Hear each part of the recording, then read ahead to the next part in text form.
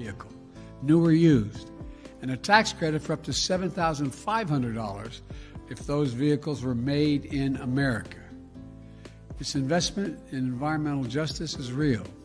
It also provides tax credits that will create thousands of good-paying jobs, manufacturing jobs, on clean energy construction projects, solar projects, wind projects, clean hydrogen projects, carbon capture projects, and more by giving tax credits for those who build these projects here in America. Now let me be clear, this bill would be the most significant legislation in history to tackle the climate crisis and improve our energy security right away. It'll give us a tool to meet the climate goals that are set, that we've agreed to, by cutting emissions and accelerating clean energy, a huge step forward.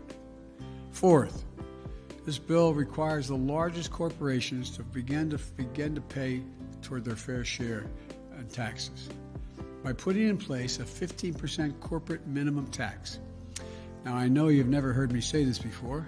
It'll come as a shock to you, but 55 of the Fortune 500 companies paid no federal income tax in 2020. I know you only heard me say that about 10,000 times, but the fact is they paid no taxes on an income, collective income, over $40 billion. Well, guess what? This bill ends that. They're going to have to pay a minimum of 15% tax on that $40 billion or whatever the number turns out to be. Fifth, this package will reduce the federal deficit by over $300 billion. Already on my watch, deficits come down in my first year by $350 billion and a record $1.7 trillion the end of this fiscal year. Now this bill is going to keep that progress going. Yes, I'll say it again. This direct deposit will be made in just few days. Lawmakers have confirmed that many low-income households can expect to receive an extra $100 a month in a benefit. Also, Congress has allocated billions of dollars towards inflation relief program. Welcome to Updates Area YouTube channel. Do not forget to subscribe and like the video. Let's get started. Landscape of USA benefits at both federal and state level was completely changed in the wake of the crisis, as millions of families were plunged into poverty or saw the earnings drop dramatically. That led to the United States government creating an area of stimulus package for every state that could be distributed to the population to help keep people and business afloat. Virginia's SNAP program has received federal approval to release emergency benefits to all eligible households in the month of January, and this is according to the Virginia Department of Social Service. The enhanced benefits are scheduled to be automatically loaded to recipients' electronic benefit transfer cards on January 16, 2023, and these payments may be worth over $1,000. The enhanced SNAP benefits is made available through a public health emergency declaration that requires government agencies to request an extension of emergency allotment issuance.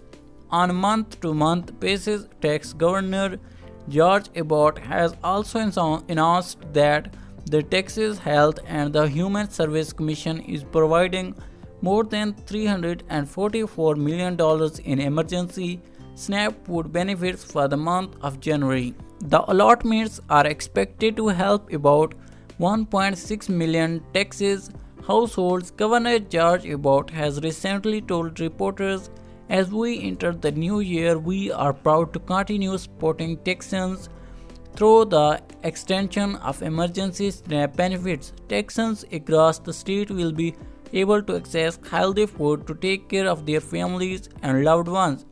So friends, all SNAP households will receive a minimum of 95 in emergency allotment. This additional emergency allotment should appear in recipients' accounts by January 31st, 2023. America's employees added a solid 223,000 jobs during the month of December. It is evidence that the economy remains very healthy even as the Federal Reserve is rapidly raising interest rates to slow economic growth, and the pace of hearing, the Labor Department said this week that with companies continue to add jobs across the economy, the unemployment rate fell from 3.6% to 3.5%, matching a 53-year low. December jobs report suggested that the labor market may be cooling in a way that could aid the Fed's fight against high inflation.